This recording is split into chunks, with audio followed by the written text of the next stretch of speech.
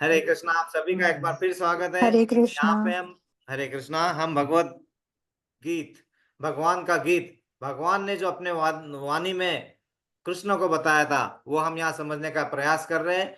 और वो प्रयासों में हमारी त्रुटियां कम हो, त्रुटियां मतलब मिस्टेक्स कम हो, अगर मिस्टेक्स रिड्यूस रिड्यूस होना चाहिए और हमारा ध्यान ज्यादा से ज्यादा भक्ति में, नॉट मुक्ति।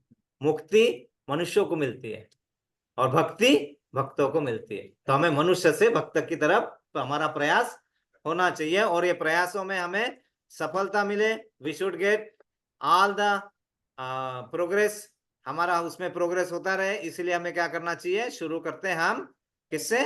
प्रेयर से। ओके, सो प्रेयर से मंगलाचरण। सो प्रेयर शुरू करते हैं। ओम ॐ ज्ञानतिमिरान्धस्य अज्ञानतिमिरान्धस्य ज्ञानाञ्जनशलाकया ज्ञानाञ्जनशलाकया चक्षुरुन्मीलितनेन चक्षुरुन्मीलितनेन तस्मै तस्मै श्रीगुरुवे नमः। श्रीगुरुवे नमः। श्रीचैतन्यमनोभीष्टं श्रीचैतन्यमनोभीष्टं स्थापितं येन स्थापितं येन भूतले भूतले स्वयं रूप स्वयं कदा मह्यं ददाति ददाति स्वपदान्तिकम्। स्वपदान्तिकम्। वन्देऽहं वन्देऽहं श्रीगुरो श्रीगुरुवो श्रीयुतपदकमलं श्रीयुतपदकमलं श्रीगुरून् श्रीगुरून् वैष्णवांश्च वैष्णवांश्च श्रीरूपं श्रीरूपं साग्रजातं साग्रजातं सहगण सहगण रघुनाथान्वितं तं रघुनाथान्वितं तं सजीवम् सजीवं साद्वैतं साद्वैतं सावधूतं सावधूतं परिजनसहितं परिजनसहितं कृष्णचैतन्यदेवम् कृष्णचैतन्यदेवं श्रीराधाकृष्णपादान् श्रीराधाकृष्णपादान् सहगण सहगणललिता ललिता श्रीविशाखान्वितांश्च श्रीविशाखान्वितांश्च। हे हे कृष्णा कृष्ण करुणा करुणा सिन्धु सिन्धो दीनबन्धु दीनबन्धो जगत्पते जगत्पते गोपेश गोपेश गोपिका कान्त गोपिकान्त राधा कान्त राधाकान्त नमस्तुते। नमस्तुते। तप्त तप्त काञ्चन काञ्चन गौराङ्गी गौराङ्गी राधे राधे वृन्दावनेश्वरी वृन्दावनेश्वरी वृषभानुसुते वृषभानुसुते देवी देवी प्रणमामि प्रणमामि हरिप्रिये। हरिप्रिये। वाञ्छाकल्पतरुभ्यश्च वाञ्छाकल्पतरुभ्यश्च कृपा कृपा सिन्धुभ्येव च सिन्धुभ्यैव च पतितानां पतितानां पावनेभ्यो पावनेभ्यो वैष्णवेभ्यो नमो वैष्णवेभ्यो नमो नमः। नमः। जय श्री जय श्री कृष्ण कृष्ण चैतन्य चैतन्य प्रभु प्रभु नित्यानंद नित्यानंद श्री श्री अद्वैत अद्वैत गदाधर गदाधर श्रीवासादि श्रीवासादि गौर गौर भक्त। भक्त वृंद। हरे हरे कृष्ण हरे हरे कृष्ण कृष्ण कृष्ण कृष्ण कृष्ण हरे हरे हरे हरे हरे राम हरे राम राम राम राम हरे हरे।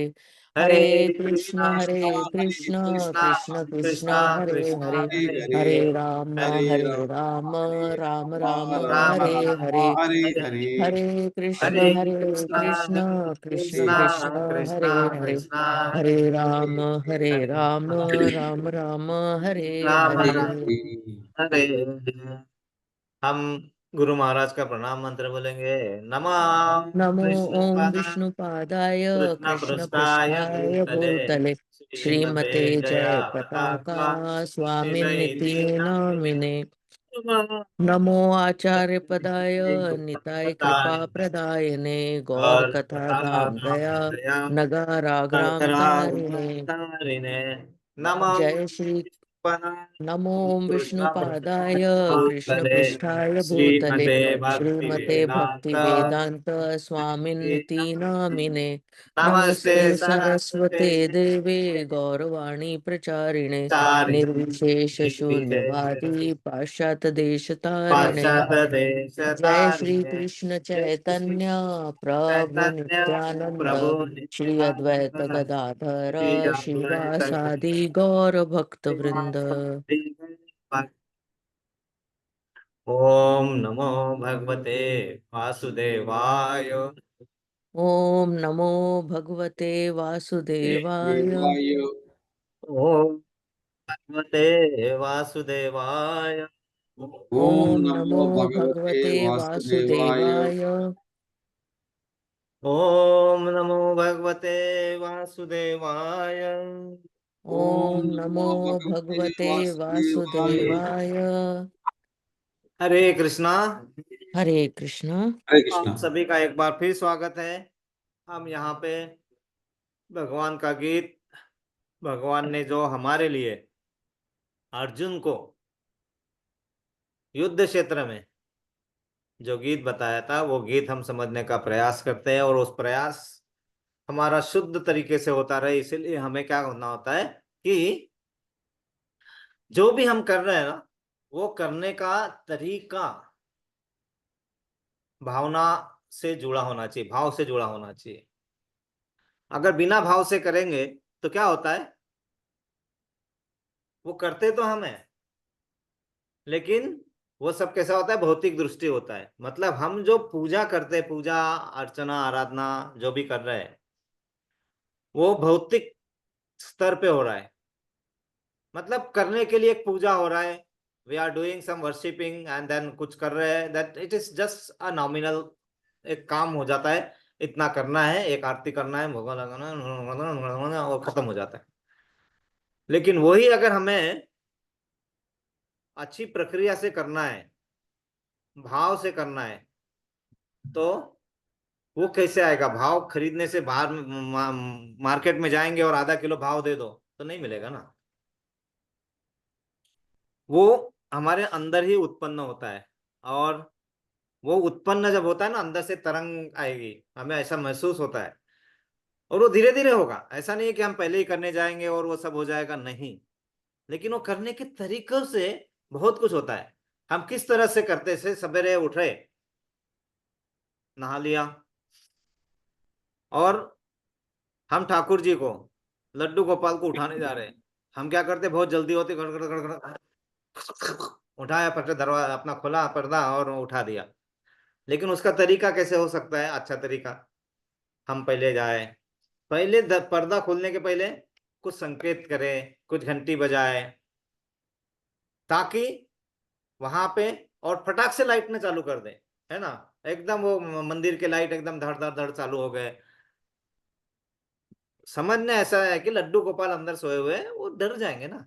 हमें वो भाव होना चाहिए कि अरे वो एकदम लाइट से एकदम, जैसे हम कैसे कर, हमारे सामने एकदम लाइट डाल दिया जब सोते हो के तो क्या होता है, वो चीज नहीं होना चाहिए ना। तो थोड़ा धीरे से, धीरे से, बाद में देखिए लड्डू गोपाल को उठ गए। लड्डू गोपाल को क्या चाहिए?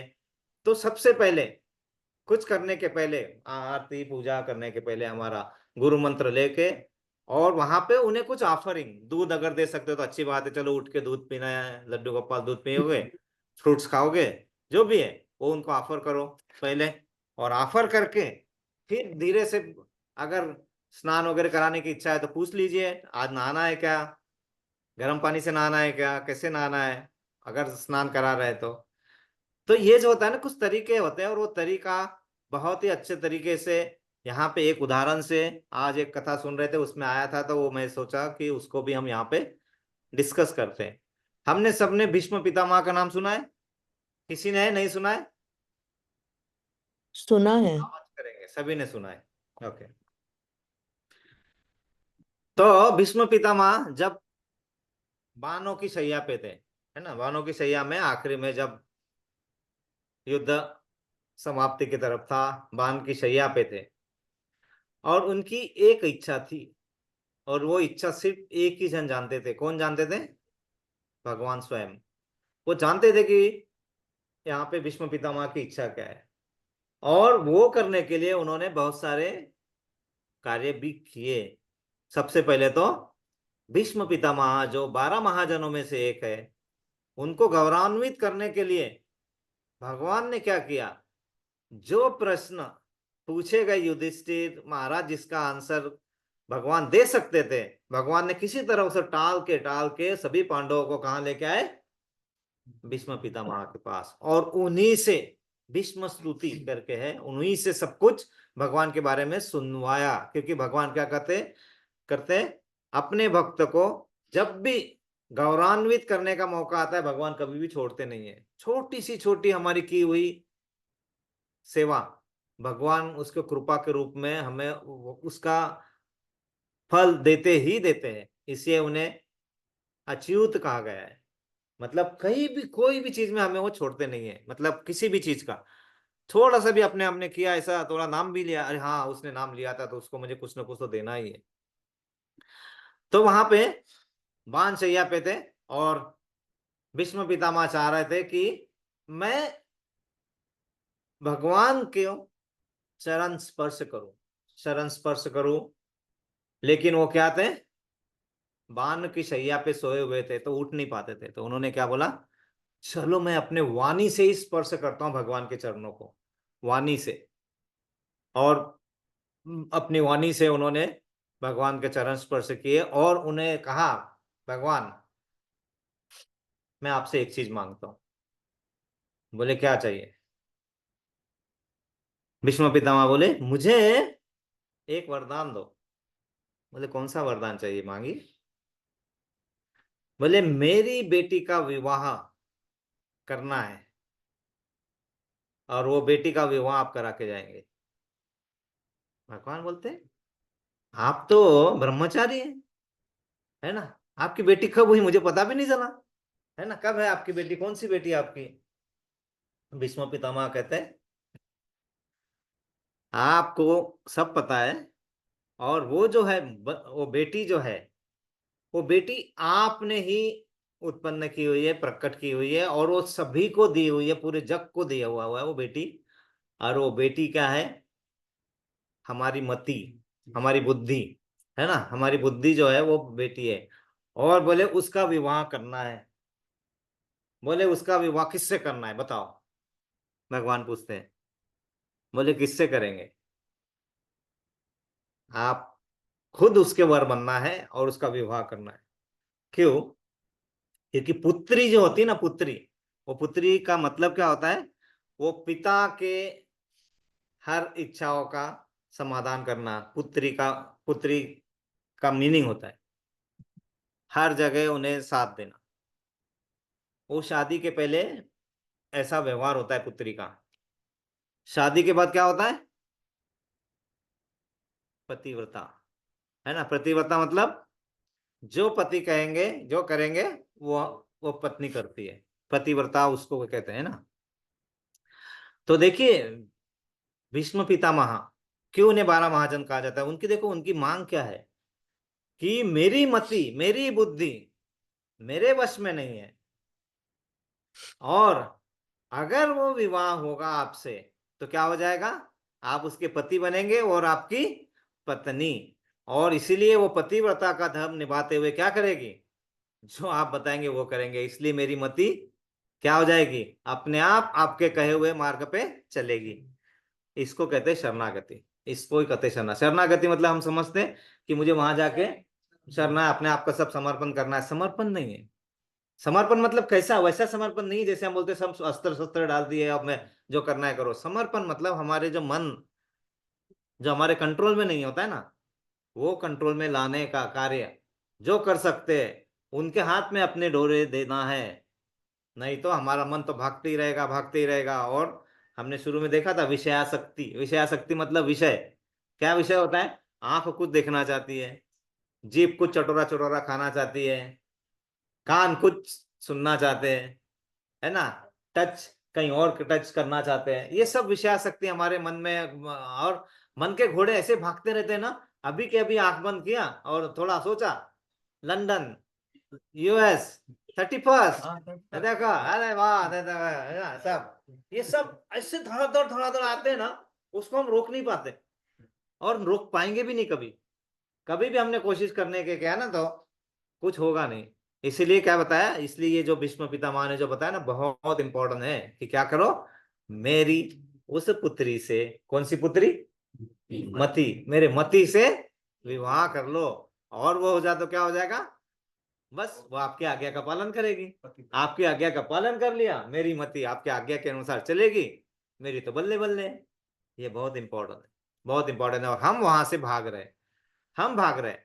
भगवान खुद बोलते हैं कि हाँ ठीक है, ठीक है, चलो 16,108 से कर लिया और एक से कर लूंगा, है ना? भगवान, बाकी लोग उसका क्या करते हैं?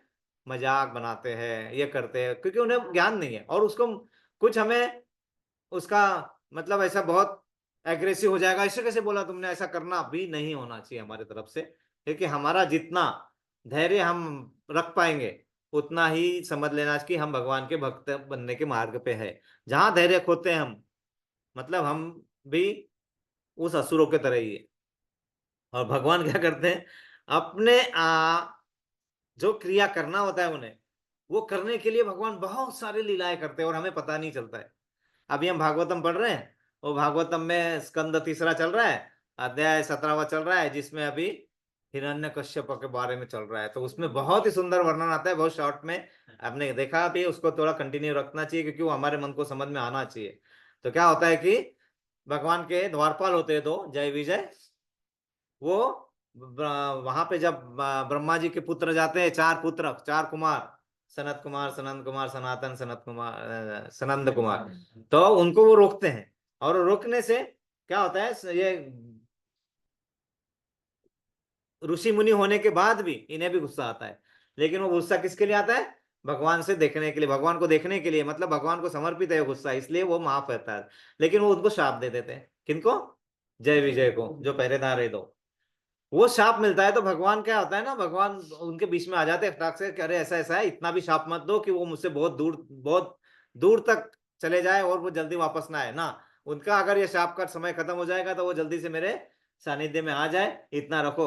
और उनके तरफ से अगर कुछ हुआ तो मैं माफ कर, है ना। अगर आप उन पर कृपा करेंगे तो मैं बहुत कृपाशाली, मैं अपने आप को मानूंगा। कौन? भगवान खुद बोलते हैं। मतलब वो अपने भक्त के लिए कहीं पे भी आ जाते हैं। लेकिन ये सब है ना, सब लोग डर जाते हैं कि भगवान ने ऐसा कैसे बोल दिया, बचाया क्यों नहीं इनको? बोले नहीं, इनको जो शाप मिला सही है, ऐसा बोलते हैं। वो सब बोलते हैं कि जय विजय इतने सालों से यहाँ पे पूरे पहरेदार करके है, मतलब भगवान ने किसी को भी रखा है तो सोच समझ के रखा होगा, मतलब वो शुद्ध आत्मा है ही, है ना। फिर ऐसा कैसा? तो फिर भगवान सबके मन का जो जो डाउट होता है उसको निकालने के लिए क्या बोलते हैं? मुझे अभी बहुत जोर से युद्ध करने की इच्छा हो रही है, और युद्ध में भौतिक जगत के लोगों से कर नहीं सकता, क्योंकि भौतिक जगत के पास जाके खड़ा हो गया तो वो अपने आप गिर जाते हैं, इतने पतित है ऑलरेडी।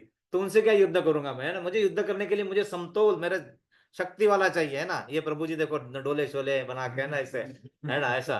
तो ऐसा मुझे चाहिए, बड़े डोले शोले वाला ऐसा बढ़िया, और तब मैं करूंगा। तो फिर उन्होंने जय विजय को वहां पे, यहाँ पृथ्वी पर भेजा, और पृथ्वी पर भेज के वो क्या बन के आए थे? हिरण्याक्ष और हिरण्यकश्यपु। और उसके लिए ने क्या किया उन्होंने? उसके लिए दीति के मन में काम वासना डाला। कब? संध्या समय। कश्यप ऋषि, जिनकी पत्नी थी दीति और अदिति, दोनों बहनें, और वैसे 13 बहनें थे। तो उनके मन में वो डाला कि नहीं नहीं, मुझे अभी अभी करना है, अभी करना है। वो कश्यप मुनि समझाते हैं कि अभी नहीं, संध्या समय नहीं करना है। संध्या समय करोगे तो इस समय कौन घूमते रहते हैं? शंभू, शिवजी, और उनके उनके दानव जो मित्र है वो सब घूमते रहते हैं, और उनकी दृष्टि पड़ गई तो राक्षसी होंगे। इसलिए हमें हमारे माता पिता बोलते हैं ना, संध्या समय खाना मत, सो मत, ये मत करो, क्योंकि शिवजी और उनके गण उस समय चक्कर लगाते रहते शाम को, है ना। तो उसमें हम फंस गए तो हमें कोई बचा नहीं सकता, शिवजी से कोई बचा नहीं सकता, है ना। एक बार उनका गया तो वो करना ही होता है। तो वो नहीं हो सुनते हैं दीति, और क्या होता है कि वो संभोग हो जाता है, और उनके गर्भ में ये दो दानव आ जाते हैं।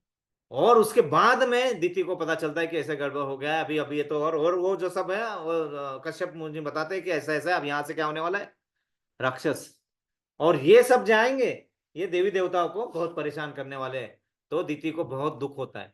दीति क्या करती है? कैसे भी करके कर करके 100 साल तक रोकते हैं, गर्भ से बाहर नहीं आने देते, 100 साल तक।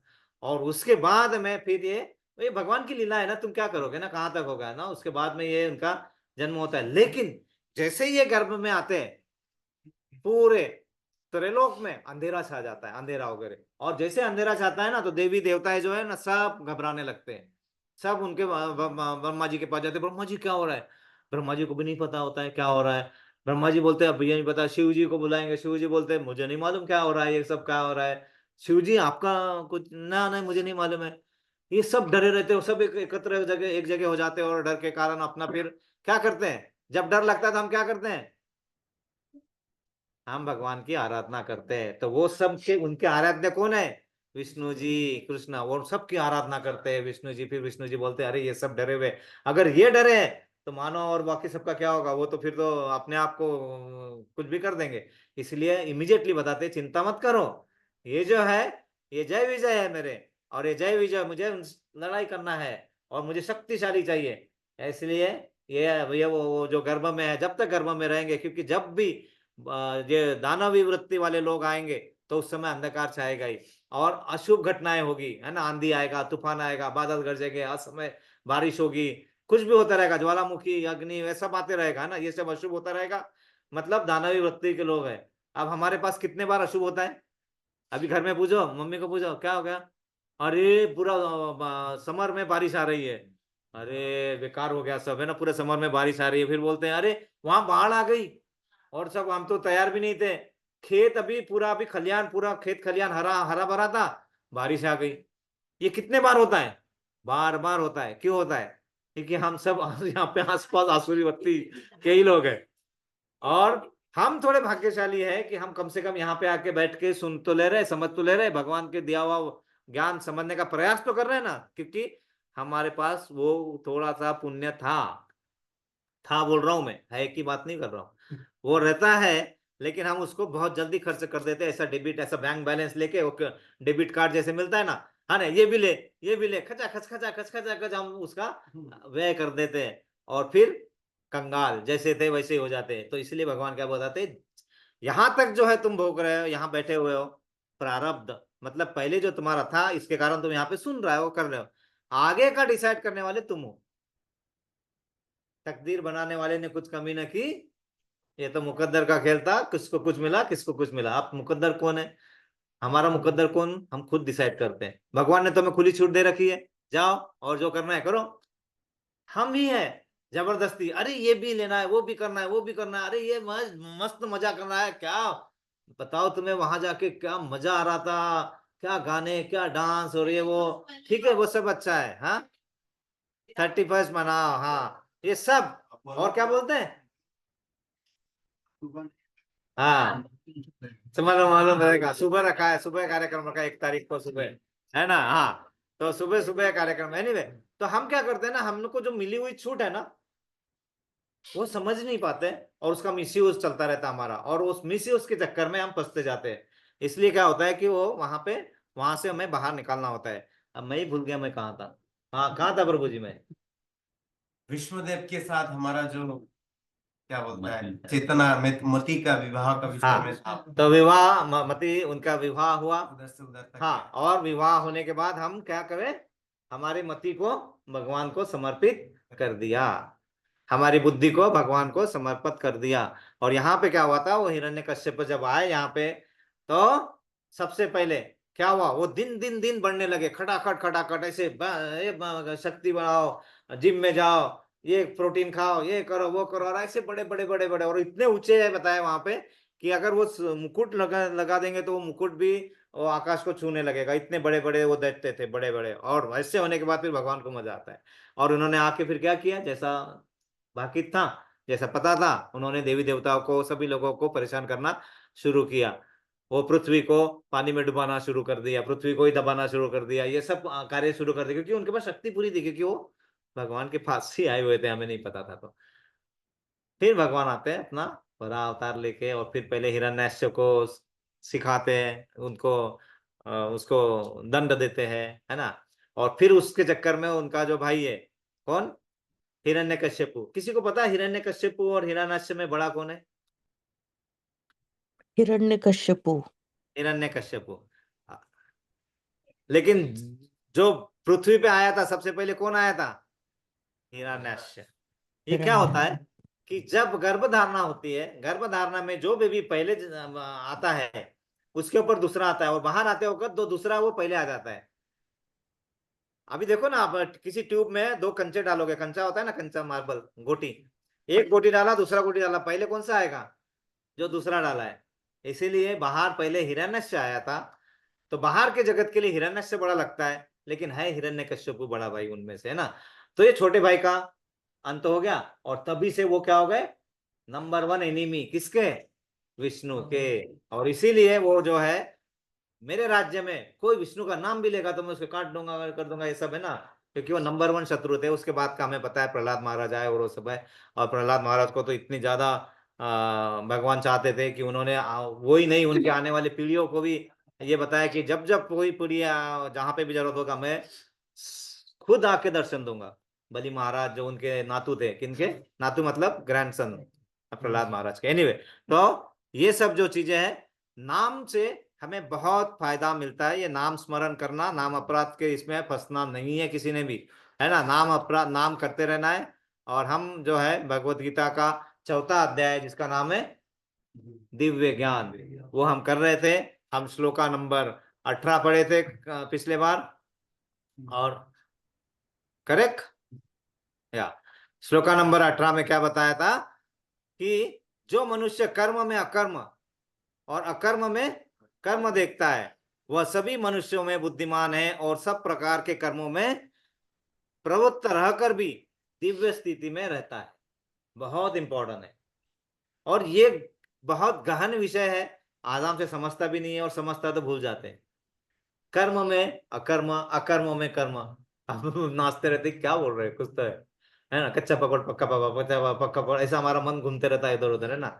अब यहाँ पे पिछले बार प्रभु जी थे, प्रभु जी ने एक एग्जाम्पल दिया था। क्या एग्जाम्पल दिया था, किसी को याद है?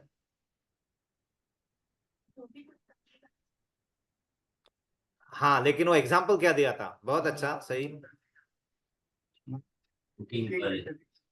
हाँ हाँ, तो एक उदाहरण दिया था कि पहले खाना बना रहे थे, अरे ऐसा ही कुछ भी हो रहा था, लेकिन अभी वो खाना बनाते वक्त कार्य अपने कर्म कर रहे हैं, लेकिन वो अकर्म हो जा रहा है। अकर्म मतलब वो भगवान को समर्पित होके कर रहे हैं ना, उसका फल की आशा नहीं रख रहे हैं ना। ऐसा है ना, पहले बनाते थे, अरे मेरे खाने की तारीफ करो, नहीं किया तो परेशानी।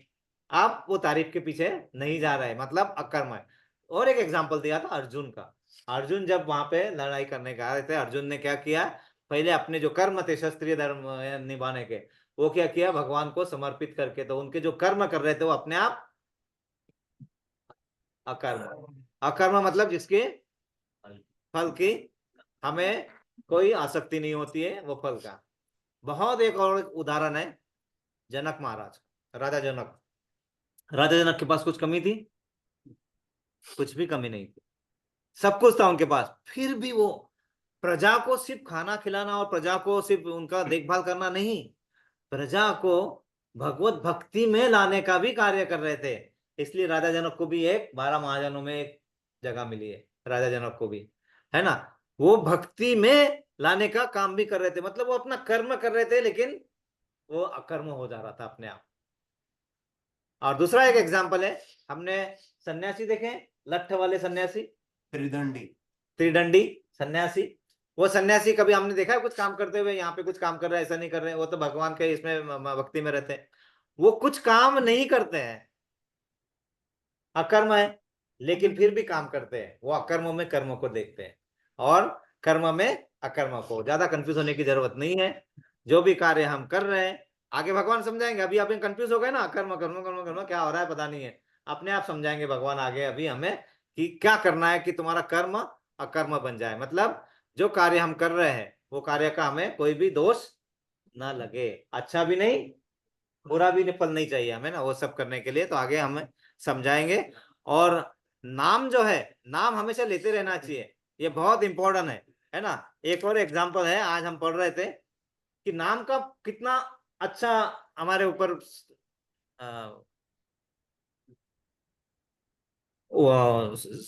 हमारे मन में, हमारे व्यवहार में नाम किस तरह से फायदा करता है। जब हम एक बार राम लेते हैं, राम, तो हम संबोधन कर रहे हैं, मतलब उसको पुकार रहे हैं ना, संबोधन। 2 बार राम राम बोला तो क्या होता है, अभिवादन, हम उनको वेलकम कर रहे हैं। 2 बार राम राम लिया तो।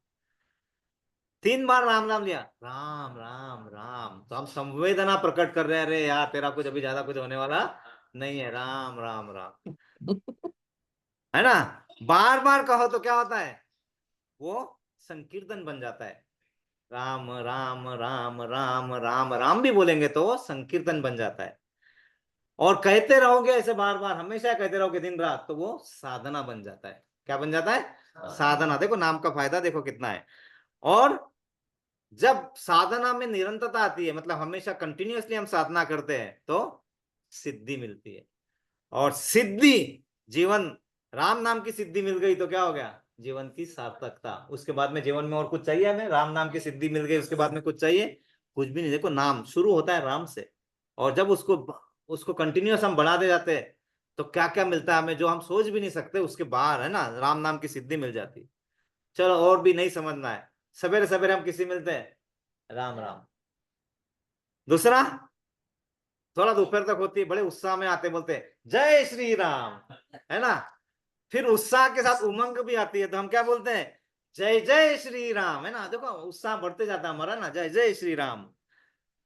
लज्जा आती है, हाय राम, है ना, क्या कर दिया मैंने, है ना? जब लज्जा आती है अपने को, है ना, शर्म आती है, कुछ करने कर लिया, ऐसा नहीं करना, हाय राम क्या कर दिया मैंने। कष्ट आता है तो क्या बोलते हैं हम? हे राम, है ना? जब कष्ट आ जाए, हे राम, है ना? और जब दर्द होता है तो ओ राम, है ना? दर्द होता है तो ओ राम कहते हैं ना। कुछ मिल गया तो राम की कृपा, है ना? अरे करते हैं सब कन्हैया, मेरा नाम हो रहा है ना? करते हैं सब कन्हैया, मेरा नाम हो रहा है। सब उनकी कृपा से मेरा काम हो रहा है ना? कुछ छीन गया, राम की इच्छा। राम है हर जगह ना। जीवन पूरा हुआ, जब चार कंधों पे ले जाते तो क्या है? राम नाम सत्य है ना? राम नाम सत्य है। तो राम क्या है? ये जो हम नाम लेते हैं क्या है? राम से राम की यात्रा है। राम से राम की यात्रा है, राम से श्याम की यात्रा है ना? राम और श्याम अलग नहीं है। ये आदि से अनंत की यात्रा है। मतलब जब शुरुआत से अनंत, मतलब आदि जिसका कोई शुरुआत नहीं है, अनंत मतलब जिसका कोई अंत नहीं है, ये यात्रा को नाम बोलते हैं ना। अब इसलिए यहाँ पे जरूरत था, क्योंकि हम किस बात का काम की बात कर रहे हैं? निष्काम की। सो काम से निष्काम की यात्रा मतलब नाम है। जैसे हम काम कर रहे हैं कुछ भी, है ना, अपने कर्म कर रहे हैं, फिर उसके फल मिलते हैं, तो वहां से वो कर्म को, जैसे माता जी बोल रहे थे अभी कि भगवान को समर्पित होकर काम करना है, मतलब नाम करोगे आप तो आपका काम हमेशा निष्काम हो जाएगा। तो ये काम से निष्काम की यात्रा है। राजा से संत की यात्रा है। जनक महाराज को हमने देखा है ना, राजा से संत बने, वो राजा से संत की यात्रा है। ये पुण्य पावन नाम की यात्रा है ना। राम से श्री राम की यात्रा है, और आखिरी में तीर्थ से धाम की यात्रा है। इसलिए नाम को हल्के में मत लेना चाहिए, कभी भी ना लो। करते रहो करते रहो। गलत हो रहा है, कुछ हो रहा है, कुछ चिंता करने की जरूरत नहीं है। जो भी कार्य कर रहे हो, नाम चलता रहना चाहिए ना। क्योंकि क्या बोलते हैं? सारे नामों में हरि का नाम बड़ा प्यारा है। सारे नामों में हरि का नाम बड़ा प्यारा है। राजा दशरथ का ललन राम बड़ा प्यारा है। सारे नामों में हरि का नाम बड़ा प्यारा है। यशोदा माता का लल्ला श्याम बड़ा प्यारा है। राम के नाम का, अब बोलते हैं ना, बहुत लोग बोलते हैं, अरे तुम क्या कर रहे हो, तुम भजन कीर्तन करते हो, क्यों करते हो? अरे बहुत आनंद आता है, क्या नशा है। बोलते हैं, अरे ये नशा तो मुझे वहां पे आता है, बॉटल बॉटल पीता हूं मैं वहां पे, उससे भी आता है। तो वहां पे भगवान क्या बता रहे हैं, प्रभुपाद जी क्या बता रहे हैं, मतलब प्रभुपाद के इससे हम अपने शब्दों में डाला हुआ है कि राम के नाम का मदिरा पीने वालों, राम के नाम का मदिरा पीने वालों, राम के नाम का जाम बड़ा प्यारा है। वो आ जाएगा तो आपके, जो तुम ये पियोगे शराब, रात को पियोगे, सवेरे उतर जाएगी, फिर पीना पड़ेगा, फिर उतर जाएगी। लेकिन एक बार नाम नाम का नशा चढ़ गया, जिंदगी भर उतरेगा नहीं, और उतरेगा ही नहीं, तुम्हें ये जन्म मृत्यु जरा व्याधि चक्कर से पार ले जाएगा। इतना इसका यह है, इसीलिए हमने कभी भी, हरे कृष्णा। तो ये जो है हरि का नाम, बहुत बहुत, और ये धीरे धीरे हमारे मन को समझाना पड़ता है हमें ना, क्योंकि मन इतना इजीली मानता नहीं, अरे ये क्या है, नाम से क्या होने वाला है, मैं इतने अपने अच्छे करते हुए कर रहा हूँ, ये कर रहा हूँ, सही है। लेकिन वो करते हुए क्या होता है, हमारे नित्य कर्म बन जाते हैं। लेकिन वो हमारे नित्य कर्म से आगे जाना है, हमें हमें हमें हमें सकाम कर्म पे रहना है क्या? नहीं, हमें निष्काम कर्म की तरफ जाना है। और निष्काम कर्म के जाने के लिए शुद्धिकरण जरूरी है। शुद्धिकरण के लिए नाम स्मरण जरूरी है। नाम स्मरण करोगे तो फिर हमें अलग से आगे अगले श्लोक में बताएंगे कि तुम्हें किए हुए कार्यों का कोई दोष नहीं लगेगा, लेकिन उसके लिए कुछ प्रिपरेशन करना पड़ता है। तो हम श्लोका नंबर 19वां पढ़ते हैं। यस्य सर्वे समारंभा यस्य सर्वे समारंभ काम संकल्प वर्जिता काम संकल्प वर्जिता संकल्पवर्जिता ज्ञानाग्निदग्ध कर्माणं ज्ञानाग्निदग्ध कर्माणं मानं तमाहो पंडितम बुधाः।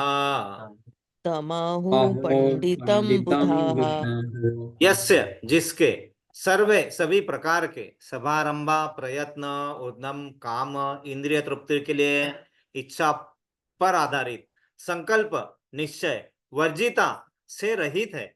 ज्ञान पूर्ण ज्ञान की अग्नि अग्नि द्वारा दग्ध भस्म हुए कर्माणम जिसका कर्म तम उसको आहु कहते हैं पंडितम बुद्धिमान बुधाह ज्ञानी। इसका अर्थ है जिस व्यक्ति का प्रत्येक प्रयास इंद्रिय तृप्ति की कामना से रहित होता है उसे पूर्ण ज्ञानी समझा जाता है। उसे ही साधु पुरुष ऐसा करता कहते हैं जिसने पूर्ण ज्ञान की अग्नि में कर्म फलों को भस्मसात कर दिया। मतलब अपने कर्म के फल है लेकिन क्या किया उन्होंने, वो भगवान को समर्पित होकर जो कार्य कर रहे हैं तो अपने कर्म फल को अपने आप ही भस्मसात। मतलब वो क्या बोला था हमने, मुकद्दर का सिकंदर कौन है, हम खुद है। हम किस तरह कर रहे हैं, अपने मुकद्दर को कैसे बना रहे हैं, अपने तकदीर है ना, क्योंकि भगवान ने किसी ने तकदीर बनाने में किसी की कमी की क्या नहीं की, सबके लिए सेम रखा। लेकिन हम अपने आप को छूट लेके गलत रास्ते पे निकल जाते हैं, नो प्रॉब्लम, ये तो बुद्धि के हिसाब से जाएंगे ही। लेकिन ध्यान रखना है हमें बुद्धि का, हमने शादी भगवान से कराई हुई है मती, तो वो ध्यान में रहेगा तो अपने आप लगेगा कि हाँ हमारी बुद्धि भगवान के समर्पित है, इसलिए उनने जो बताया वो हमारे मन से, मन के प्रवाह से बाहर आना चाहिए। तो इसका अर्थ प्रभुपाद कैसे समझाते हैं, परपोर्ट जय शिला प्रभुपाद। केवल पूर्ण ज्ञानी ही कृष्ण भावना भावित व्यक्ति के कार्यकलापों को समझ सकता है। ऐसे व्यक्ति में इंद्रिय तृप्ति के प्रवृत्ति का अभाव रहता है। मतलब उन्हें इंद्रिय तृप्ति करने की इच्छा नहीं रहती है। क्यों नहीं रह जाती है, क्योंकि उन्हें बिन मांगे ही सब कुछ मिलते रहता है, तो उन्हें करने की जरूरत नहीं होती है। बहुत जितना चाहिए उससे ज्यादा मिलता रहता है ना। इससे यह समझा जाता है कि भगवान के नित्य दास के रूप में उसे अपने स्वाभाविक स्वरूप का पूर्ण ज्ञान है, जिसके द्वारा उसे अपने कर्म फलों को भस्म कर दिया है। हरे कृष्ण प्रभु जी, अपने कर्म फलों को क्या कर दिया है, भस्म कर दिया है उन्होंने। कर्म के फल तो लगते ही रहते हैं, लेकिन वो अगर उन्होंने समर्पित कर दिया तो वो भगवान अपने आप उनको अच्छा बुरा दोनों को भस्म कर देंगे, कुछ चिंता नहीं है, है ना। भगवान की नित्य नहीं, जिसने ऐसा पूर्ण ज्ञान प्राप्त कर लिया है वह सचमुच विद्वान है। भगवान की नित्य दासता से के इस ज्ञान के विकास की तुलना अग्नि से की गई है। ऐसी अग्नि एक बार प्रज्वलित हो जाने पर कर्म के सारे फलों को भस्म कर देती है। अग्नि प्रज्वलित करना है, क्या हम अग्नि प्रज्वलित कर सकते हैं, प्रयास कर सकते हैं, सिर्फ प्रयास हमारे हाथ में। अग्नि प्रज्वलित करना नहीं करना ठाकुर जी के हाथ में है ना। हम क्या करते हैं, नहीं नहीं अग्नि मैं, अरे कितने को जलाना है मैं अभी बताता हूं। लेकिन हमें सीखना चाहिए उस अग्नि को। वो रावण है ना, रावण और रावण जैसे दोस्त, वो यही सोचते कि अग्नि में जला सकता हूं, और इसीलिए उन्होंने क्या किया था, हनुमान जी के पूंछ में आग लगाई थी, क्योंकि वो सोच रहे थे कि हम अग्नि जला रहे हैं। उन्हें ये नहीं मालूम था कि वो अग्नि नहीं जला रहे, अपना खूब सर्वनाश कर रहे हैं। ये हमारे मन में आता है और हम बोलते हैं अग्नि, अरे मैं ऐसा जला सकता हूँ अभी पर से। और यही लोग करते हैं ना, किसी को कष्ट करने के लिए, नाश करने के लिए उसका घर जला देते हैं। उनको ये समझ में नहीं आता है कि अगर उन्होंने ये घर जलाया और भगवान ने अगर उसको अपने सानिध्य में ले लिया, मतलब अपने, तो उसे इस जीवन से ही मुक्ति मिलेगी, क्योंकि उससे यहाँ से जो विषय आसक्ति है उससे दूर चले जाएगा। तो हमें और क्या चाहिए, और कुछ नहीं मिल रहा है ना। तो यहाँ पे अपने सब कर्मों फलों को अगर हमें जलाना है तो भगवान ने उपमा दी है अग्नि। भगवान खुद बोलते हैं ना, 7वें अध्याय में बताएंगे आगे, हमें क्या बताएंगे, अग्नि में मैं तेज हूं, प्रकाश हूं, है ना, जल में मैं स्वाद हूं, है ना, सब बता देंगे, सब हर जगह में हूं। तो सिर्फ मुझमें अगर अपने मन लगा दिया आपने और अपने कार्यों को समर्पित होकर करना चालू कर दिया तो फिर आपको सोचने की जरूरत नहीं है। आखिरी में बता देते भगवान, है ना, 18वें अध्याय में फिर से मन मनवा मद भक्तो मद्दाजी माँ नमस्करो माँ में वैश्यति सत्यम ते प्रति जाने प्रियोसी में। मेरे मन, मुझ में मन लगाओ, मुझे समर्पित होकर कार्य करो। तुम्हें किसी भी इसकी चिंता करने की जरूरत नहीं है। यहां से मैं तुम्हें वापस जरूर ले जाऊंगा, उसकी चिंता करने की जरूरत नहीं। लेकिन हम क्या करते हैं, हमारा मन कहाँ जाता है, भोग ऐश्वर्य प्रसक्ता नाम है तया पहता चेतसाम। व्यवसायत्मका बुद्धि समाधो न विधीयते। मतलब वो आदमी जिसका जो भी बुद्धि ये फाल्स ईगो मतलब मिथ्या अहंकार के कारण भ्रमित हो गई है, वो क्या करता है? कौन सा श्लोक बोला था मैंने? हाँ, वो गया। तो वो विषय शक्ति में बहुत आनंद लेता है ना, अरे ये मिला वो मिला वो मिला। और जिनका विषय शक्ति में आनंद होता है उनका मन कभी भी भगवान के सेवा में और प्रेममय सेवा में कभी लग नहीं सकता है। भगवान ने सीधा बताया है ना, नहीं लगता है। और किसका लगता है? जो ये जान लेता है कि जन्म कर्म च में दिव्य यो में वेत्ति तत्वता त्यक्त्वा देहम पुनर्जन्म नैति मामित सो अर्जुना। मतलब जो मेरे दिव्य कर्म और क्रिया जो हो रही है उसको वो जान लेता है, और वो जान के फिर ऐसे मेरे को समर्पित होके मेरी भक्ति करता है, उसे कभी भी ये जीव को छोड़ने के बाद यहाँ वापस आने की जरूरत नहीं है। उसे क्या मिलता है? मेरा गोलोक धाम मिलता है। ओ अर्जुना, ऐसे बताते हैं भगवान। हर चीज का बराबर प्यार से समझाते हैं। हम थोड़ा समझना चाहिए। तो यहाँ पे क्या बता रहे हैं? हमें दास के रूप में हमें अपने आप को मान लिया, खत्म, कोई चिंता की जरूरत नहीं है। लेकिन हम क्या कर मानते हैं? मालिक है। कितने घर है? 4 घर है, 4 है ना। ये बड़ी बिल्डिंग है वहां पे, मालूम है मेरे इंडिया में। अरे ये बड़ा घर है, बढ़िया ऐसा। 4 बीवी है है ना। एक जुआ खेलना है, बीवी है। एक मदिरा पीना है, बीवी है। एक परिस्थिति गमन करना है, बीवी है। एक मांसाहार करना है, बीवी है। ये सब अपनी बीवियां बना के रखे हुए, इतनी सारे बड़ी बड़ी। तो ये प्रॉब्लम है हमारे साथ में, है ना। हम स्वामित्व मतलब हम अपना अधिकार जमाने के कोशिश में जाते हैं। जमाने की जरूरत ही नहीं है, बहुत कुछ मिलता है। और वहां पे तो गोलक धाम में जाने के बाद कामधेनु, है ना, मतलब गाय को आप बिना मांगे आपके मन में जो आता है सब मिल जाता है, सब फटाफट फटाफट फटाफट। सयूरी माता जी ने पूछा कि अरे मुझे अभी वो एग्जाम में धड़ाधड़ धड़ा है, उसके कामधेनु गाय के पास, अरे एग्जाम में फटाफट नंबर 1 आ गया, फटाफट, है ना। प्रभु जी पूछे, अरे आज तो मुझे अपने माता जी के लिए सोना खरीदना। अरे क्या सोना, ये लो हार लो, फटाफट है, खटाखट, क्या चाहिए। आखिरी में परेशान हो जाते कि बिना मांगे सब फटाफट फटाफट मिल रहा है, मुझे तो कुछ काम भी नहीं है, मुझे मैं सेवा क्या करते रहूं इतना। वो मन में जब आता है ना वहां से, तब भगवान एक किक मारते, चल जा नीचे जा, तेरे को खुला छोड़ देता हूँ। इसीलिए हम नीचे आ जाते हैं। वहां पे भी कुछ नहीं करना होता है ना, कुछ नहीं करना भी हमारे लिए प्रॉब्लम है। हमें तो चाहिए कुछ ना कुछ करने के लिए ना, वहां कुछ नहीं करना होता है, सब कुछ मिलता रहता है, सब जो चाहिए जो मन में तो वहां पे भी बोर हो जाते हैं हम। जो बोर हो जाता है वहां पे, उसे भगवान बोलते जा, छोड़ दिया, जा नीचे जा और कर ऐश, तेरे को जा करना है। और फिर हम यहाँ पे फंस जाते, और फिर फंसते रहते जन्म मृत्यु जरा व्याधि में, एक इससे दूसरे में, दूसरे से तीसरे में जाते रहते हैं ना। तो वो नहीं जाना चाहिए। तो यहाँ पे क्या करनी है? अपने कर्म फलों को हम भस्म कर सकते हैं। कैसे कर सकते हैं भगवान आगे बता रहे हैं ना। बहुत इंपॉर्टेंट अध्याय चल रहा है ना, बहुत अध्याय। हाँ, प्रभु जी आप पढ़िए अगला श्लोक। हाँ, त्यक्त्वा कर्मफल संगं तत्वा कर्मफलासंग नित्य तृप्तो नित्य तृप्तो निराश्रय निराश्रयः कर्मण्यभिप्रवृत्तो अपि नैव नैव किंचित् करोति सः। आगे भी पढ़ लीजिए प्रभु जी।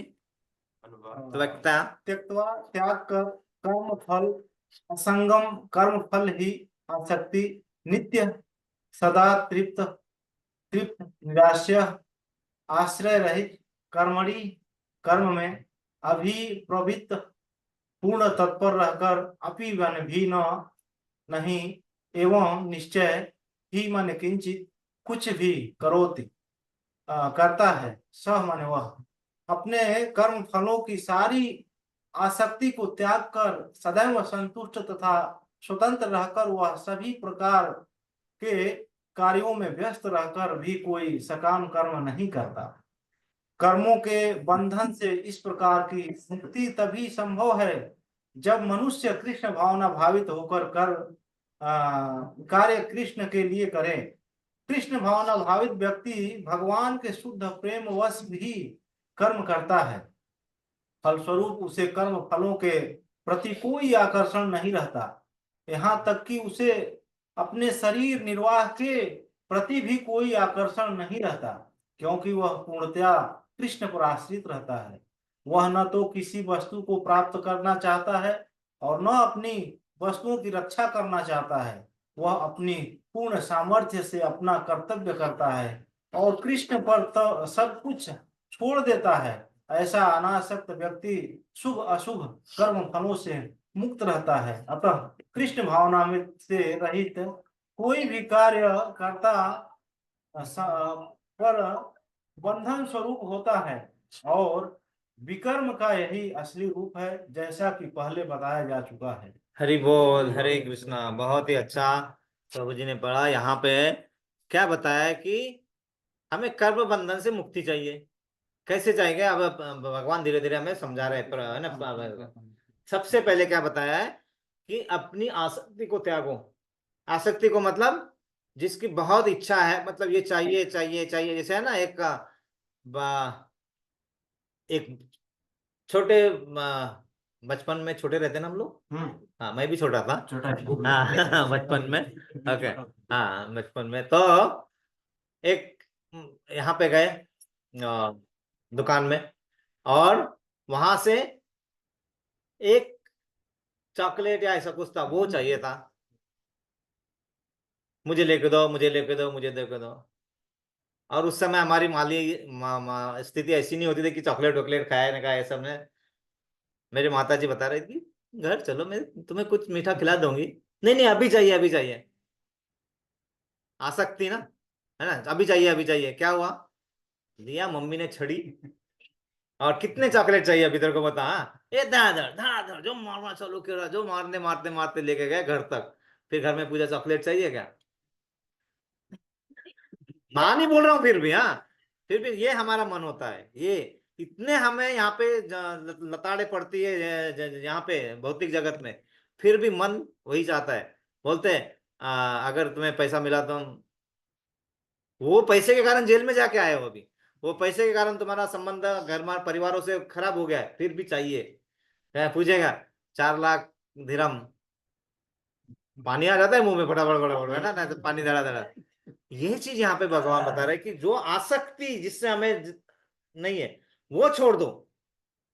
और वो छोड़ने से क्या होता है कि यहाँ पे क्या बताया, वो अपने जीवन निर्वाह के लिए भी नहीं सोचते है ना। इसका मतलब ऐसा नहीं कि सन्यास लेके, है ना, विकर्म कर लो। विकर्म मतलब कोई कर्म ही नहीं करना है ना। भगवान वो बताते हैं ऐसा करना मतलब सबसे बड़ा मूर्खता है तुम्हारा, वो भी नहीं करना है तुम्हें। लेकिन तुम अपने कार्य कर रहे हो, लेकिन उतने करो जितने की जरूरत है, जितना चाहिए उतना। उसके बाद में जो भी है, अगर तुम्हारे पास आ रहा है और तुम्हारे कार्य के कारण मिल रहा है, तो फिर हमारे मन का इमीडिएटली भाव आना चाहिए कि ये कार्य जो एक्स्ट्रा मुझे मिल रहा है, ये मैं अपने कहीं ना कहीं सेवा में लगाने के लिए आ रहा है, तो ठीक है, मैं उसको ग्रहण कर रहा हूँ। उसको ठुकराना नहीं है, लक्ष्मी जी को ठुकराना नहीं है, लेकिन उसका सही इस्तेमाल नहीं किया तो लक्ष्मी जी बड़ी चंचल होती है। वो जाके प्रभु जी को बताते थे, पैर दबाते दबाते, ये इनके पास थी, मैं इसने गलत इस्तेमाल किया है, देखो अभी तुम। भगवान बोलते मैं देख रहा हूँ सब, चिंता मत करो तुम, है ना, मैं सब देख रहा हूँ। तो ये ध्यान रखो लक्ष्मी का ऐसा अवेयर करना, मतलब लक्ष्मी जी रोज रहते हैं उनके पास दबाते, ध्यान रखना। और सीधा डायरेक्ट कनेक्शन है। तो हम जहाँ पे भी आप करना है, जो भी करना की कोशिश करोगे, तब फंसोगे। ज्यादा व्यय लेके और जमा करके रखी हुई है, और हाँ कोई तो नहीं देख रहा है, मैंने बैंक में रखी है, स्विस बैंक में डाल के रखी है, ये जब आता है ना, तो वहां पे ये ध्यान में रखना चाहिए कि हम किससे छुपा रहे हो, किससे छुपा रहे हो। जो खुद यहाँ निर्माण करके दे रहे हो उससे छुपाओगे तुम, उससे कुछ नहीं छुपा सकते हो तुम। तो ये हमारे इसमें जितनी जरूरत है उतना है, बाकी इसका मन में हाँ मैं जरूर इसका इस्तेमाल अपने इसमें अच्छे इसमें करने वाला हूँ, ये भाव लाना, कृष्ण भावना भावित होके, और वो लाना तो करना भी। हाँ नहीं किए तो फिर ऐसे जन्म में फंसाएंगे, लाखों लाखों लाख हम जन्म मृत्यु जरा व्याधि में फंसते रहेंगे। तो बहुत सिंपल तरीका है। हमारे पास 10 रुपए, 10 रुपए में अपना उदर निर्वाह कैसे कर सकते सोचिए। 1 लाख है तो भी 1 लाख में भी हम कैसा करके, ऐसा नहीं कि अपने आप को अभी 10 रुपए में हम ये खाना खाते थे तो 1 लाख आ गया तो सोना और चांदी खाना शुरू करेंगे, तब भी तो भोजन क्या करेंगे, चावल दाल रोटी यही खाने वाले ना। ये समझना हमारे मन में आना चाहिए कि उसके बाद में भी वही खाना है मुझे, तो मुझे इस उसकी आसक्ति नहीं रहेगी, है मेरे पास ना, ठीक है, उसको कहीं कहीं इस्तेमाल कर लेंगे। लेकिन आसक्ति, अब मैं बड़ा हो गया, अब ये क्या है मेरे सामने, क्या है, मैं तो अभी इतना बड़ा हो गया हूँ, है ना, ये तो मेरे जूते के बराबर भी नहीं है, ये मन में लाना मूर्खता है, वो नहीं लाना है। तो आसक्ति मत रखिए। तो यहाँ पे शरीर निर्वाह के लिए भी आकर्षण नहीं है उनके पास। और उसके आगे क्या बताया, किसी भी वस्तु को प्राप्त करने की इच्छा नहीं, और अपनी खुद की रक्षा भी नहीं करना चाहता है वो। आप जब रक्षा करना है, अभी जैसे मैं यहाँ गया, प्रभु जी पे ऐसे अटैक किया, तो क्या करेंगे, अपनी रक्षा करेंगे ना वो रक्षा करेंगे तो क्या करेंगे, थोड़ी देर तो सुन लेंगे प्रभु जी, बाद में बोलेंगे बहुत हो गया है, दर इधर से, है ना, है ना। जब थोड़ा सा अगर और ज्यादा हो गया तो अटैक तो होगा ना। अगर हम जा रहे हैं रास्ते से, कुत्ता है ना, कुत्ते को अपन ऐसे एक लात मार दी है ना धीरे से, एक बार वो क्या म्याऊं म्याऊं कां कां, नहीं कैसा करता है करेगा, है ना, थोड़ा सा। फिर बाद में और जाओगे तो दोबारा वो करके आएगा अपने पास, है ना। और अगर आपने फिर नहीं सुना, फिर वो बताता है अपना, है ना, इधर से एक टुकड़ा निकालता है, इधर से एक टुकड़ा निकालता है ना, ऐसा ऐसा करता है ना। ये हम करते हैं, ये जबरदस्ती हाँ भाई मुझे मार करते हैं ना, ऐसा सांप आ रहा है सामने से, ऐसा ऐसा, है ना, उसको बोलते हैं आजा मेरा बाबू सोनू, है ना, इसको इसको किस करना है मुझे, तुम्हें ऐसा करना है ना, धोकर। एक समझना है हमें कि कहाँ हमारी विषयासक्ति जा रही है। विषयासक्ति मतलब विष है, और विष को जितना दूर रखोगे ज्यादा अच्छा है, यहाँ पे वही बता रहे। और जब हमारे को अपने आप की रक्षा नहीं करना है, तो क्या मैं अटैक करूंगा क्या, मुझे मालूम है ये अगर मुझे कितना भी करेंगे मुझे कुछ नहीं होने वाला है, मैं रक्षा नहीं करना चाहता अपने आप की, खत्म। तो भय होगा नहीं, फिर अटैक करोगे नहीं करोगे, अटैक नहीं करोगे, क्रोध आएगा नहीं आएगा, क्रोध नहीं आएगा, बुद्धि नष्ट होगी नहीं होगी, बुद्धि नष्ट ही नहीं होगी तो हमको गलत कार्य करेंगे नहीं करेंगे। यही चीज है, ये श्रृंखला है। तो यहाँ पे क्या बताया, वही बता रहे, छोटी चीज होती है ना, रक्षा ना करना, अरे रक्षा नहीं करना ये कौन सी बात हो गई, ये तो मेरे मतलब यह मेरे पास शक्ति है तो भी मैं रक्षा नहीं करूं, ये क्या बात हुई। अरे ये सब नहीं है, वो भाव लाना है। हाँ, अगर कोई दुर्जन मतलब ऐसा गलत ही आदमी है, और वहां पे जाके अगर हम खड़े होकर अपनी शक्ति का इस्तेमाल नहीं करें तो गलत है, वहां तो शक्ति लगाना पड़ेगा। लेकिन साधारण इसमें हमेशा अटैक करना है ये भाव मन में रखना नहीं है, रक्षा करने की भी जरूरत नहीं है यहाँ पे, है ना। अपने पूरे सामर्थ्य से अपना करते हुए करते रहना का है, और कृष्ण पे सब छोड़ देते, उससे क्या होगा, आगे पहले श्लोक में बताया, हमारे कर्म फल भस्म हो जाएंगे। मतलब उससे अच्छे भी नहीं मिलेंगे, बुरे भी नहीं मिलेंगे, क्योंकि अच्छे मिलेंगे तो हम कहाँ जाएंगे, बंधन में फंसेंगे, और क्योंकि और चाहिए और चाहिए और चाहिए, स्वर्ग में जाएंगे। और बढ़ जाए। हाँ, स्वर्ग में जाने के बाद भी क्या होता है, वहां पे बहुत सारा तुम्हें खाने पीने का और वो सब कुछ आयुष कर सब रहता है। विशालम छिले पुण्य। यस, प्रभु जी ने बताया कि इतना वहां पे मिलता है, इतना मिलता है कि वो जब खत्म हो जाता है फिर से वापस आना पड़ता है धरती पे ही, कि पूरा इमिग्रेशन कहाँ से, धरती से ही होने वाला है। वहां जाने के बाद भी वहां पे क्या होता है, देवी देवताओं के पास इतना धन है, इतना धन है, इतना सब कुछ है, मदिरा पान सब कुछ, वहां पे बताया अप्सराएं वगैरह है, तो वो उनको भगवान की आराधना करने की इच्छा ही नहीं होती है, जरूरत भी नहीं होती है। हम क्यों करते हैं, कब भगवान को याद करते हैं, जब कुछ हमें तकलीफ आती है ना, बाकी समय हम थोड़ा भूलते रहते हैं ना। हाँ, माता जी बोल रहे हैं, दुख में सिमरन सब करे, सुख में करे ना होए, सुख में सिमरन जो करे तो दुख काहे को होए। वो तो हमारा होता नहीं है, लेकिन होगा भी नहीं, तो वो क्या बोलते हैं, इस बंधन से बाहर रहने के लिए क्या करना है, अपने कार्य करो और छोड़ दो। यही विकर्म का स्वरूप है। विकर्म मतलब ऐसा नहीं, अगर ये करने से काम मुझे पाप लग सकता है, ये लगता है तो मैं काम ही नहीं करूंगा। जैसे माता जी अगर सब्जी बना रहे, उन्हें मालूम है, किसे बताया उन्होंने, है ना, ऐसा एक माइक्रोस्कोप ला के दिया, ऐसा दिखाया, अरे बाप रे इतने सारे जीवाणु है इसमें, और मैं काट रही हूँ, कितना पाप लग रहा है मुझे, मैं काटूंगी नहीं सब्जी, हट, मैं सब्जी भी नहीं काटूंगी, मैं ये भी नहीं करूंगा, मैं नहीं करूंगा। ऐसा करने से होगा क्या, नहीं। वो विकर्म वैसा नहीं, विकर्म कैसा है, करो लेकिन क्या बोलो कि भगवान के लिए भोग बना रही हूं मैं, तो फिर क्या कर दिया हमने, समर्पित कर दिया। समर्पित कर दिया तो उसका क्या हो गया, वो जो दोष है जल गए, अग्नि में भस्म हो गए। किसने किए भस्म, भगवान ने किए। क्यों किए, हमने भगवान का नाम स्मरण मन में रख के कार्य करना है ना, वो तो अपने आप उससे, और वो अपने आप विकर्म का स्वरूप ले लेता है वो। जबकि विकर्म मतलब ये छोड़ छाड़ के बैठना नहीं है मुझे, है ना, नहीं, हमें अपने कार्य करते रहना है, और वो अपने विकर्म का असली स्वरूप हमारे सामने आ जाता है। मैं यहाँ पे अगला श्लोक एक बताना था, उसको बताते 2 मिनट में आगे बढ़ते हैं ना। माता जी पढ़ेंगे, आप पढ़ लेते। हरे कृष्णा जी माता जी, हाँ हरे पढ़िए। कृष्ण। यस। निराशीर्यत चितात्मा निराशीयत चित्तात्मा त्यक्त सर्व परिग्रह व्यक्ता सर्व परिग्रह प्रतीतः शारीरम केवलम कर्म शरीरम शारीरं केवल केवलं कर्म कर्म कुर्वन्नो प्रोक्ति किल्बिषम। विषम। हरि आगे पढ़िए बोल। माता। जी प्रभु जी। निराशी, फल की आकांक्षा से रहित, निष्काम, यत संयमित, चित आत्मा, मन तथा बुद्धि, त्यक्त छोड़ा, सर्व समस्त, परिग्रह स्वामित्व, शारीरम प्राण रक्षा, केवलम मात्र, कर्म कर्म, कुर्वन करते हुए, न कभी नहीं, आप अप्रोक्ति प्राप्त करता है, किल विषम पाप पूर्ण फल। अर्थात ऐसा ज्ञानी पुरुष पूर्ण रूप से संयमित मन तथा बुद्धि से कार्य करता है, अपनी संपत्ति के सारे स्वामित्व को त्याग देता है और केवल शरीर निर्वाह के लिए कर्म करता है। इस तरह का कार्य करता हुआ वह पाप रूपी फलों से प्रभावित नहीं होता है। तात्पर्य। जय श्रीला प्रभुपाद। जय शिला प्रभुपाद। जय श्री कृष्ण। कृष्ण भावना भावित व्यक्ति कर्म करते हुए समय कभी भी शुभ या अशुभ फल की आशा नहीं रखता। उसके मन तथा बुद्धि पूर्णतया वश में होते हैं। वह जानता है कि वह परमेश्वर का भिन्न अंश है, अतः अंश रूप में उसके द्वारा संपन्न कोई भी कर्म उसका न होकर उसके माध्यम से परमेश्वर द्वारा संपन्न हुआ होता है। जब हाथ हिलता है तो यह स्वेच्छा से नहीं हिलता, अपितु सारे शरीर की चेष्टा से हिलता है। कृष्ण भावना भावित व्यक्ति भगवत इच्छा का अनुगामी होता है, क्योंकि उसकी निजी इंद्रिय तृप्ति की कोई कामना नहीं होती। वह यंत्र के एक पुर्जे की भांति हिलता डुलता है।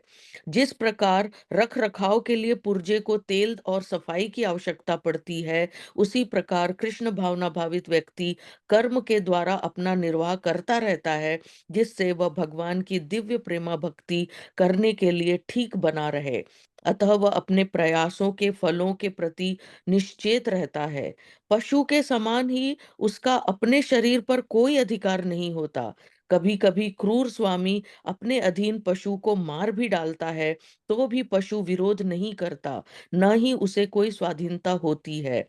आत्म साक्षात्कार में पूर्णतया तत्पर कृष्ण भावना भावित व्यक्ति के पास इतना समय नहीं रहता कि वह अपने पास कोई भौतिक वस्तु रख सके। अपने जीवन निर्वाह के लिए उसे उन अनुचित साधनों के द्वारा धन संग्रह की आवश्यकता नहीं रहती, अतः वह ऐसे भौतिक पापों से कलमशग्रस्त नहीं होता। वह अपने समस्त कर्म फलों से मुक्त रहता है। हरि बोल। हरे बोल कृष्णा। हरे हरे कृष्णा। बोल। हरे कृष्ण। तो प्रभु जी, यहाँ पे जो क्या मुझे बताया? क्वेश्चन था, मैं आपसे क्वेश्चन पूछने वाली थी पिछले श्लोक के संदर्भ में। इस जी माता। तात्पर्य में मुझे उसका उत्तर मिल गया। हाँ, धन्यवाद। नहीं, जो प्रश्न होता है ना, वो प्रश्न आपको पूछने इसलिए नहीं दिया क्योंकि प्रभु जी ने, क्योंकि उन्हें मालूम था कि आंसर अभी आगे आने वाला है ना। आने वाला है, हाँ, वो आगे हाँ, आ तो गया। हाँ, बिल्कुल। तो क्या होता है कि यहाँ पे सबसे पहले लाइन बहुत इंपॉर्टेंट है ना। यहाँ पे क्या लिखा है? कृष्ण भावनावत व्यक्ति कर्म करते समय कभी भी शुभ या अशुभ फल की आशा नहीं करता है। और उसके बाद वाला सेंटेंस कभी भी मत भूलना, उसे मन तथा बुद्धि पूर्णतया वश में होते हैं। सिर्फ मन नहीं बोला, मन के साथ में बुद्धि। जब बुद्धि आपके वश में नहीं है तो मन कुछ सुनने वाला नहीं है। क्योंकि भगवान ने क्या बताया है, कैसा इसको एग्जाम्पल दिया है कि जो रथ है, रथ रथ में 5 घोड़े लगे। कितने? 5। और वो 5 घोड़े को क्या बोला है? 5 इंद्रियां बताया हमारे, है ना। आजकल के इसमें छठवीं भी इंद्रिय आती है अभी, है ना, छठवा भी आता है, मन और भटकता रहता है उसमें, लेकिन 5 घोड़े बताए हैं। और उसकी लगाम जो है, लगाम को क्या बोला है? मन। जो लगाम दी है ना उसमें, उसको मन बोला है। और जो लगाम जिसके हाथ में है वो बुद्धि है, वो बुद्धि है। और वो जो पूरा रथ है वो हमारा शरीर है। और रथ में बैठ के जो प्रवास कर रहा है वो कौन है? जीवात्मा, हमारा आत्मा है ना। तो आत्मा जहां प्रवेश कर रहा है वो शरीर के अंदर बैठा हुआ है, और मन रूपी घोड़े भाग रहे भाग रहे भाग रहे भाग रहे, लगाम है ना। इंद्रिया, इंद्रिया क्या करती है? मन को बोलती है क्या, हाँ हाँ चल चल, हाँ चल, क्या खाना है तो वो, हाँ जो ये पीना, हाँ चल चल। मन, मन बुद्धि से बात ही नहीं करता है, बुद्धि को ऐसा समझाता है। मतलब क्या हो रहा है, हमारी इंद्रिया हमारे मन से विचलित, मन चंचल है, कहीं भाग रहा है, इंद्रियां भी भाग रही है, सैर वगैरह इधर उधर भाग रही है। लेकिन वही अगर वो जो वहां पे खड़ा है जिसके हाथ में लगाम है, वो लगाम अगर कंट्रोल कर लेगा तो किधर भी नहीं, जिधर जाना है उधर ही जाएगा, है ना। तो इसलिए क्या, मन और बुद्धि इसलिए जरूरी है ना। लगाम सिर्फ नहीं, लगाम पकड़ने वाला दोनों का कंट्रोल होना चाहिए, तब हमारा रथ रूपी शरीर सही जाए में। देखो वो माता सयूरी माता जी ने कितना अच्छा रथ बनाया जगन्नाथ जी का। सयूरी माता की जय, है ना। तो बहुत ही अच्छा रथ बनाया उन्होंने आज यहाँ पे। तो यहाँ पे क्या बताया कि ये जानना चाहिए कि हम परमेश्वर का अंश है, इसीलिए हमें जो भी कार्य है कर रहे हैं उनको समर्पित होकर करोगे तो क्या होगा, हमारे जो कार्य है वो सकाम काम नहीं होंगे, वो क्या बन जाएंगे, निष्काम बन जाएंगे। और इसलिए वो जो पाप रूपी जो फल मिलने वाला है उससे हम प्रभावित नहीं होंगे। लेकिन जरूरी है हमें क्या करना है, बुद्धि को कार्य में लाना है। क्यों लाना है? क्योंकि हमने बुद्धि का विवाह किससे किया है, भगवान जी से। याद रखना, शुरू में आज ही किया था अपन ने, है ना। तो उसको याद रखना कभी भी नहीं। तो आए थे वो, शादी में गए, खाना भी ना खाए और चले गए, भूल गए बाकी सब क्या था। हाँ हाँ, वो शादी किसकी थी वो ध्यान रखना है। हमारी बुद्धि को हमने भगवान जी के बोला है कि आपके ये समर्पित है। इसलिए यहाँ पे क्या बताया, यह यंत्र के पुर्जे की माते हिलता डुलता है। मतलब हम अपने आप को एक मशीन समझ दो, और मशीन का हाथ अपने आप उठेगा क्या, हम अपने आप हाथ उठता है क्या? नहीं, जब वहां से बुद्धि की तरफ आता है, बुद्धि जब उसको ऑर्डर करती है तब हाथ उठता है ना। और क्या होता है कभी कभी मालूम है, एक हमें ये आता है, मुझे क्या हुआ था, वर्टिगो। वर्टिगो मतलब एक ऐसी बीमारी होती है, ऐसा बीमारी नहीं होती है, वो क्या होता है कि हमारे जो यहाँ से जो जो कान से बुद्धि माइंड के तरफ जो किरणें निकलती है और वो जाती है, तो वो उनका जब आपस में सिंक्रोनाइजेशन नहीं होता है ना, तो क्या होता है, जब वो वहां से ऑर्डर जाता है और माइंड जब तक हमें ऑर्डर देता है तब तक उसमें गैप आ जाता है, और क्या होता है, हम हिलते रहते हैं, ऐसे चक्कर आते रहता है, ऐसे पीछे जाते हैं आगे जाते हैं, हमारा बैलेंस नहीं रहता है कुछ भी। तो उसमें क्या होता है कि वो जो यहाँ से निकला है जो, वो बुद्धि तक जाने के बीच में कुछ संक्रमण कीटाणु आ जाते हैं, और उसके कारण वो बराबर जाता नहीं है।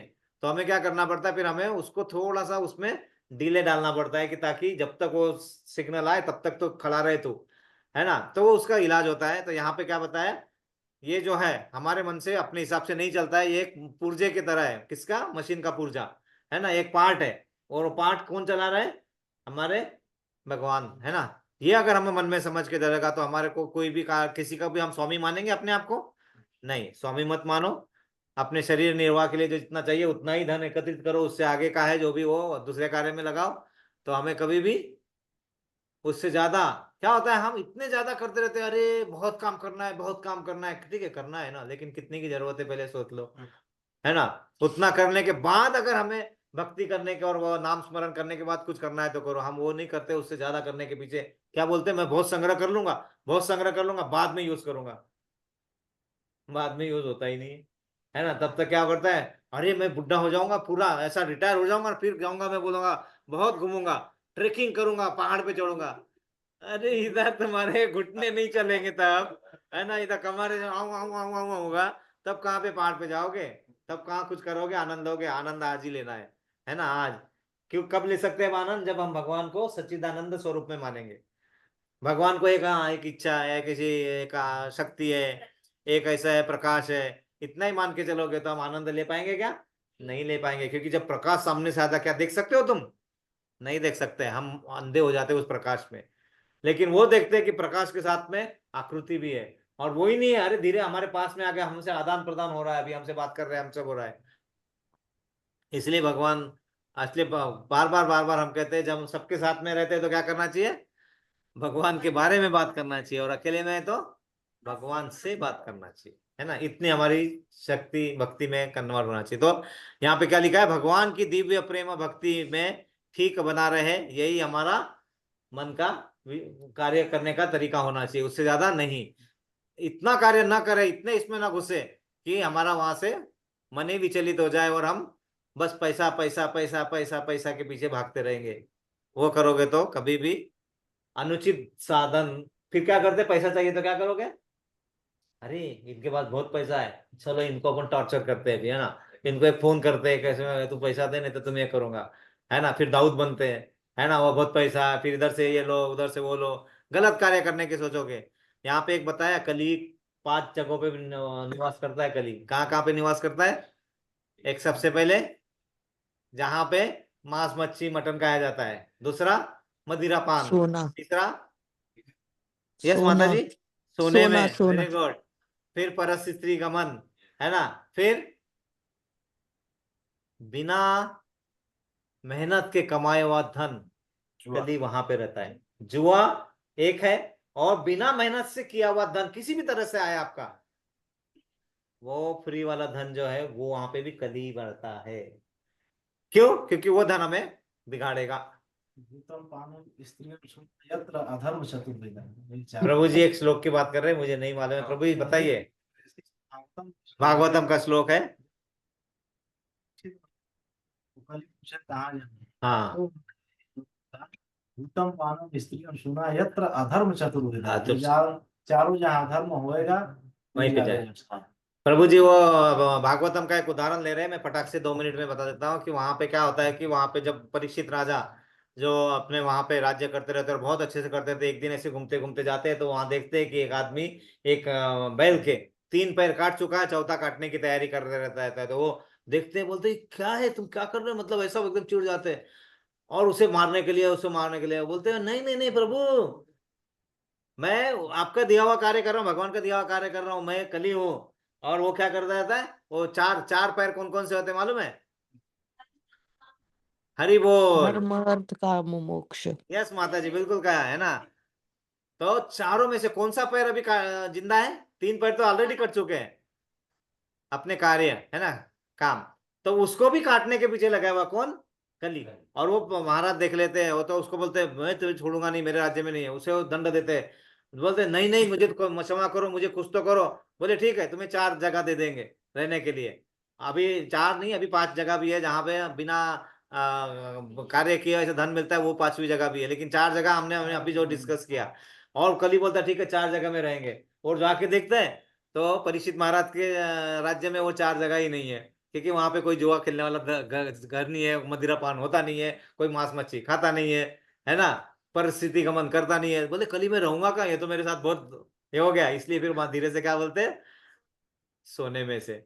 और जैसे बोलते सोने में भी आ जाएगा, कली महाराज सोने का मुकुट पहने होते हैं, कली वहीं से घुस जाता है, और वहीं से वो कार्य शुरू होता है। फिर उनके मन में थोड़ा आ जाता है, फिर वो मरा हुआ सांप किसी साधु के गले में डालते हैं, बाद में हमें बहुत कुछ मालूम है आगे का, है ना, कली सोने से भी जाता है, लेकिन उसका मिसयूज हुआ तो, अदरवाइज हमने उसको कंट्रोल में रख के अपने कार्य में रखा तो ऐसा कुछ नहीं है, उसमें भी हो जाता है।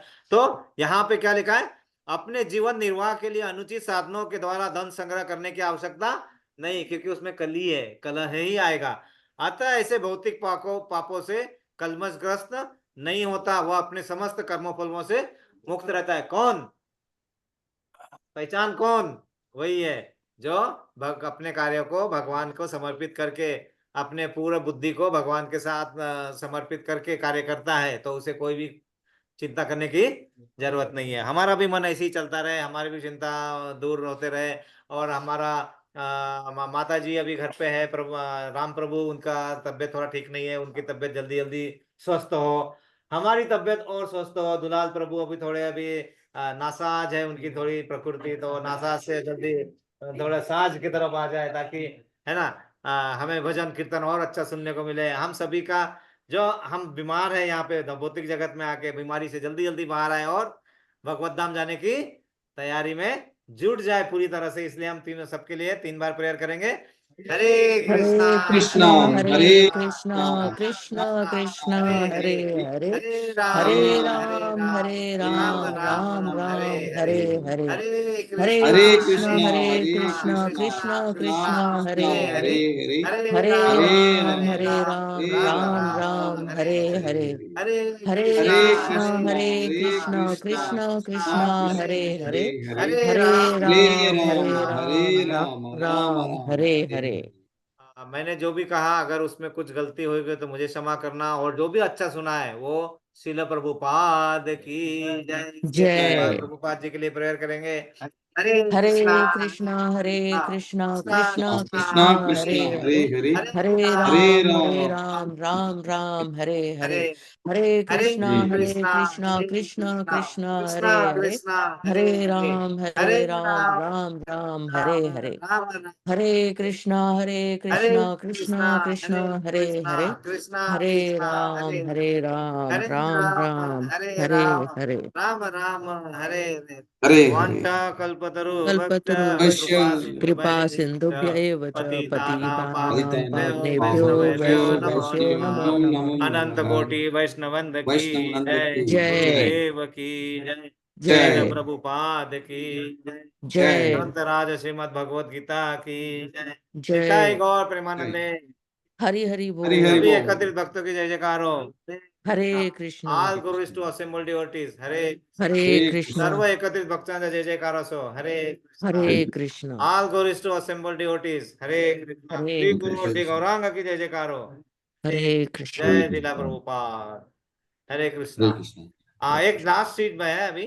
लास्ट चीज ऐसा है कि कभी कभी क्या बोलते हैं ना, हमारे खाने में बहुत टेस्ट होना चाहिए और ऐसा खाना नहीं है ना, बहुत ही सादा है ना, तो अभी जैसे बोला ये प्रसादम है बहुत ही सादा, ये प्रसादम है बहुत ही सादा है ना, जैसे बोलते प्रसादम ही बहुत ही सादा, लेकिन ये जरूरी हमें ठीक करने का करता है वादा, हमें जरूरी ठीक करने करता है वादा।